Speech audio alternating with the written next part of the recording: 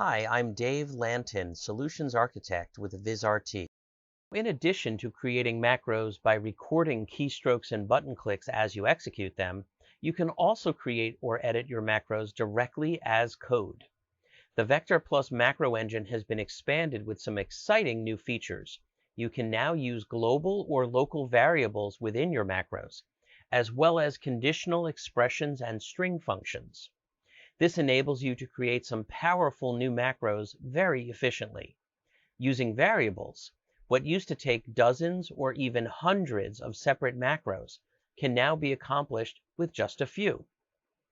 For example, I've created macro trigger buttons to control the four main functions of each DDR: play, stop, cue previous clip, and cue next clip.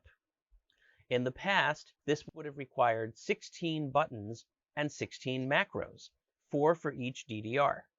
But now I can do my DDR assignment as a variable, and I can cut that number of macros in half.